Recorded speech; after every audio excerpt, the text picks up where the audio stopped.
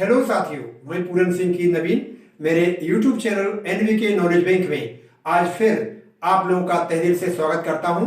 जैसा कि आप जानते हैं, मैं हर बार कोई ना कोई एक समस्या जो प्रकृति, मानव या राष्ट्र से संबंधित होती है के समाधान के साथ मेरे YouTube चैनल के माध्यम से आप लोगों के आमने सामने होता हूं। आज फिर मैं मानव से संबंधित समस्या वंश बेटे से या बेटी से एक सामाजिक विकलांगता का सटीक विश्लेषण लेकर आप लोगों के आमने सामने हूं। इस सामाजिक विकलांगता वाली समस्या को समझने के पहले आइए हम सबसे पहले एक संक्षिप्त कहानी पर नजर डालते हैं। एक तेज तर्रार चील का बच्चा इत्तेफाक से अपनी मां से बिछड़ने के बाद एक मुर्गी के बच्चों में जा मिला और अब वह बच्चा मुर्गी के बच्चों जैसे जीवन जीने लगा। मुर्गी के बच्चों की तरह मरे जिंदे कीड़े मकोड़े खाने लगा। एक दिन इत्तेफाक से उसे आसमान में उसी जैसा पक्षी उड़ता दिखा तो वह चील का बच्चा भी उससे प्रेरित होकर एक दिन मुर्गी के जीने के ढंग को त्याग कर ऊंचे आसमान में उड़ान भरने लगा। उक्त कहानी से चील के बच्चे ने जो कुछ सीखा, चील के बच्चे के साथ जो कुछ हुआ वह इत्तेफाक से हुआ। आज के व्यक्तियों के पास तो बेशुमार दिमाग है, वे तो जानबूझकर वह सब कुछ कर सकते हैं जिससे कि वे स्वयं ऊंचे आसमान में उड़ान भर सकें, एक सबसे ऊंची उड़ान भर सकें तथा अपने साथियों को भी प्रशिक्षित करके ऊंची उड़ान भरवा सकें। क्या कारण है कि समाज के ज्यादातर लोग ऐसा नहीं कर पाते? वे वर्णित कहानी में चील के बच्चे की तरह पहल क्यों नहीं कर पाते? क्या आप इसकी वजह जानते हैं? यदि नहीं तो आइए हम इसी वजह को जानने के लिए सामाजिक मनोविज्ञान के एक सिद्धांत का अध्ययन करते हैं।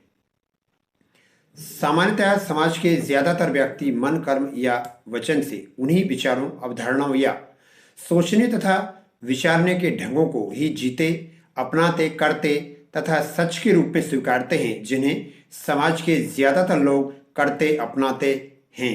ऐसी स्थिति में उन्हें तेज तर्रार चील के बच्चे की तरह मुर्गी के बच्चों को छोड़कर ऊंचे आसमान में जिंदगी की एक चुनौतीपूर्ण ऊंची उड़ान भरने का कार्य उनके लिए एक बहुत बड़े सामाजिक अपराध या पाप करने के समान होता है और समाज के ज्यादातर लोगों की इसी तरह की सोच के कारण वे जीवन के इस चक्रव्यूह को तोड़ नहीं पाते और इसी अज्ञानता के चक्रव्यूह के जाल में धक्के मुक्के खाते हुए अधमरे होकर उनका जीवन व्यतीत कर लेते हैं।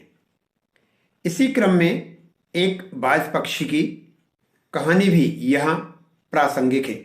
बाज का जीवन औसतन 17 वर्ष का होता है, लेकिन उसके जीवन में एक क्षण ऐसा भी आता है कि उसकी शिकार करने वाली नुकीली चोंच तथा नुकीले पंजे मुड़कर इतने घुमावदार हो जाते हैं कि वह उनसे एक चूहे का शिकार भी नहीं कर सकता। ऐसी स्थिति में उसके पास सिर्फ दो ही विकल्प होते हैं, या तो वह मरने का इंतजार करे या उसकी शिकार करने वाली नुकीली चोंच तथा पंजों को दोबारा नुकीले बना ले। ऐसी स्थिति में वह मरने का नहीं, जीने का रास्ता चुनता है तथा वह ऐसी स्थिति में कम से कम 1 माह के लिए किसी सुनसान ऊंची पहाड़ी पर चला जाता है तथा वह सबसे पहले अपनी चोंच को नुकीला बनाने के लिए किसी पत्थर पर चोंच मार मार कर अपने चोंच के अधिक मुड़े भाग को नुकीला करने के लिए तोड़ लेता है। इस दौरान उसकी चोंच खून से लहूलुहान हो जाती है। इसके कुछ दिनों के बाद अब वह दोबारा नुकीली हो चुकी चोंच के ठीक होने के बाद उसी चोंच से उसके पंजों के अतिरिक्त घुमावदार भागों को भी तोड़कर फेंक देता है। इस तरह वह एक बार फिर अपने जीवन की उम्र लगभग 17 वर्ष और बढ़ा लेता है। तो इंसान को इस बात से क्या सीखना चाहिए? जीवन में आई विपरीत परिस्थितियों के आगे घुटने टेक देना चाहिए या उन विपरीत परिस्थितियों को स्वयं के आगे घुटने टिकवाने के लिए मजबूर कर देना चाहिए? दोनों कहानियों का वर्तमान समस्या से क्या संबंध है? अर्थात वंश बेटे से चलता है या बेटी से? इस समस्या के समाधान में ये दोनों कहानियां क्यों और कहां तक सहायक हो सकती है। आइए इसका विश्लेषण करते हैं। समाज के ज्यादातर लोग मुर्गी या उसके बच्चों के समान ही होते हैं। वे चील के बच्चे की तरह ना तो सच देख पाते हैं और ना उसे अपना पाते हैं, और यदि वे सच देख ही नहीं पाते तो अपनाने या अगुआ बनने की बात तो दूर की है। दूसरी कहानी में बाज की तरह समाज के ज्यादातर लोग अपने आप को तैयार नहीं कर पाते, यह सच देखते हुए भी कि सच को स्वीकार करने के अतिरिक्त दूसरा विकल्प का चुनाव करना किसी सच के जीवन के अंत को अपनी आंखों से देखना है। वंश बेटे से चलता है या बेटी से, इसके समाधान की तरफ बढ़ने से पहले हमें वैज्ञानिक दृष्टिकोण तथा विभिन्न वैज्ञानिक उपकरणों का उपयोग उसी प्रकार करना होगा जैसे कि दुनिया की अदालतें समाज के व्यक्तियों के विवादों के समाधान तथा न्यायिक प्रक्रिया में करती हैं। अर्थात जैविक पिता के प्रमाणीकरण में डीएनए टेस्ट, आपराधिक मामलों में अपराधी की संलिप्तता सिद्ध करने में फिंगरप्रिंट लैब टेस्ट का उपयोग करते हैं, और कहीं ना कहीं सच के सत्यापन में वे इन्हें प्रमाणिक उपकरण के तौर पर समाज के सामने प्रस्तुत करते हैं, और इसे मानने के अलावा समाज के पास दूसरा विकल्प भी नहीं होता। विभिन्न विज्ञानों को मुख्य रूप से दो भागों में वर्गीकृत किया जा सकता है, अ प्राकृतिक विज्ञान तथा व सामाजिक विज्ञान। प्राकृतिक विज्ञान के सभी नियम अटल होते हैं, ये मनुष्यकृत नहीं बल्कि ये प्राकृतिक होते हैं। वहीं दूसरी ओर सभी सामाजिक नियम मनुष्यकृत हैं, जिन्हें बदलना, परिमार्जित करना मनुष्य के हाथों में है। प्राकृतिक विज्ञान के अंतर्गत जीव विज्ञान के नियमानुसार बेटा या बेटी का जन्म होना महिला में एक्स क्रोमोसोम तथा पुरुषों में एक्स एवं वाई क्रोमोसोम के संसर्ग पर निर्भर होता है। अर्थात जब महिला के एक्स क्रोमोसोम तथा पुरुषों के एक्स क्रोमोसोम का इत्तेफाक से संसर्ग होता है तो बेटी का जन्म होता है, और जब पुरुषों के वाई क्रोमोसोम तथा महिला के एक्स क्रोमोसोम का इत्तेफाक से संसर्ग होता है तो बेटे का जन्म होता है। पुरुष में एक्स तथा वाई दोनों प्रकार के क्रोमोसोम होते हैं, परंतु महिला में सिर्फ एक्स प्रकार के ही क्रोमोसोम होते हैं।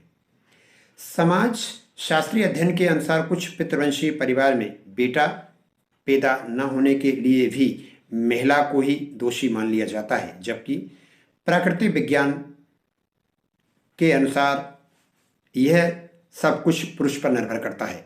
सच तो यह है कि मनुष्य प्रजाति के निरंतर अस्तित्व के लिए बेटे तथा बेटियों दोनों का जन्म होना समान रूप से अति आवश्यक है।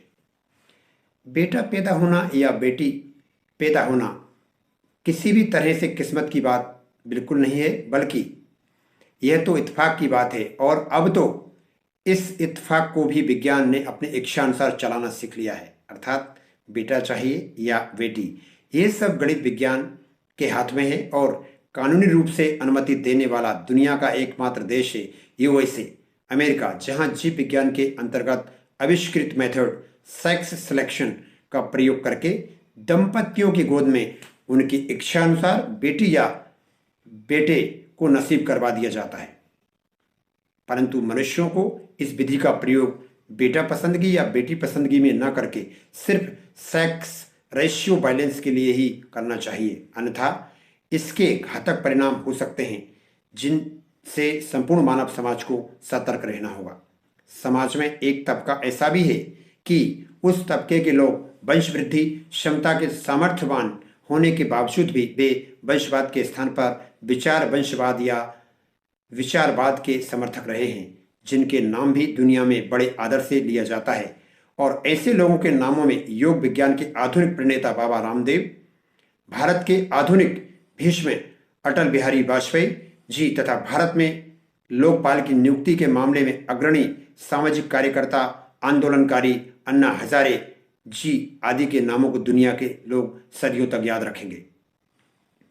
इस समस्या के समाधान के संदर्भ में कुछ सामाजिक नियमों के अंतर्गत कुछ मनुष्यों के समुदाय या जाति विशेष वाले पितृवंशीय नियम का निर्धारण करके बेटे पसंदगी से वंश चलाने की सामाजिक अवधारणा स्थापित कर दी।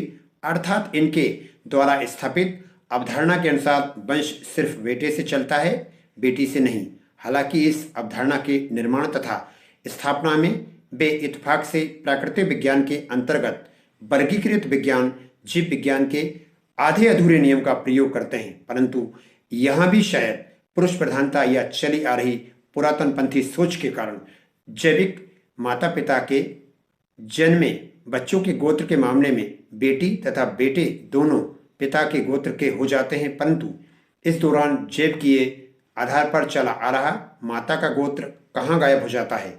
इसका जवाब देना भी चाहे तो पुरातनपंथी इसे देने से कतरा जाते हैं और देना भी चाहे तो इस सारे जन्म में सिद्ध भी नहीं कर सकते। परंतु पुत्र पसंदगी के चक्कर में अपनी पहचान खो चुकी ब्रेन वॉश्ड महिलाएं शायद पुरातनपंथी लोगों से यह प्रश्न पूछने का साहस कभी दिखा पाएंगी कि जैव के आधार पर चला आ रहा उनका डीएनए या एक्स क्रोमोसोम्स तो बेटे तथा बेटी में समान रूप से हस्तांतरित होता है, तो बेटे तथा बेटी का पूरा गोत्र पिता का कैसे हो सकता है? इस दौरान उनका स्वयं का गोत्र कहाँ गायब हो जाता है और कैसे तथा क्यों?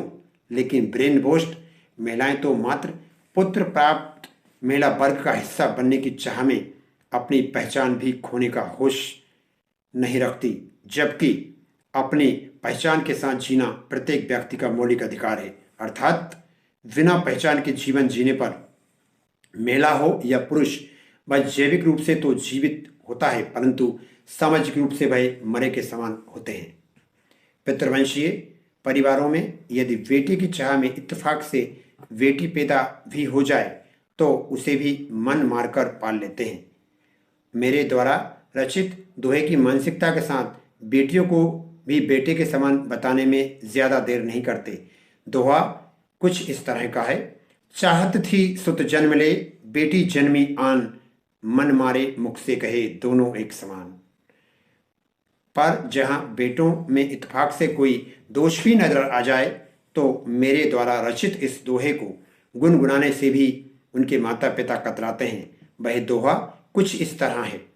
सुत आधुनिक काल के माता पिता के लाल, आधे से नर नाम के अध सिर रखते बाल। कुछ सामाजिक समुदायों में बेटी से वंश चलाने की मातृवंशीय अवधारणा स्थापित कर दी, जबकि जैव वैज्ञानिक परीक्षणों से यह सिद्ध हो चुका है कि माता तथा पिता के जीन्स तथा क्रोमोसोम्स संयुक्त रूप से दोनों बेटे तथा बेटियों में अनंत पीढ़ियों तक समान रूप से हस्तांतरित होते रहते हैं। अर्थात जैविक रूप से वंश या नाम तो बेटी तथा बेटे दोनों से समान रूप से चलता है। यदि कुछ अलग चलते हैं तो सिर्फ इंसानों के स्वरचित सामाजिक नजरिए तथा पुरातनपंथी सोच की कपोल कल्पित तथा बिना सिर पैर की सामाजिक अवधारणाएं, और वे भी ऐसी की जिनसे प्रकृति, मानव तथा राष्ट्र का शायद ही कोई भला होता हो। परंतु इस तरह के मामलों में समाज के सभी महिला तथा पुरुषों को पुरातनपंथी सोच में नजर आने वाले विरोधाभासों का विश्लेषण करने की नितांत आवश्यकता है और ऐसी बिना सिर पैर वाली सामाजिक अवधारणाओं के सिर तथा पैर लगाकर इन्हें सच का आईना दिखाना जरूरी है। तभी समूचे समाज का कल्याण संभव है, अन्यथा नहीं। आज की इस समस्या के समाधान के साथ आज सिर्फ इतना ही। फिर किसी दूसरे वीडियो में किसी दूसरी समस्या के समाधान के साथ मिलते हैं। तब तक के लिए जय प्रकृति, जय मानव, जय राष्ट्र। यदि आपको वीडियो अच्छा लगे तो शेयर, सब्सक्राइब, लाइक तथा बेल आइकन को क्लिक करना मत भूलिएगा ताकि इसी तरह के वीडियो के नोटिफिकेशंस आपको सबसे पहले मिल सके। Guys, see you in next video.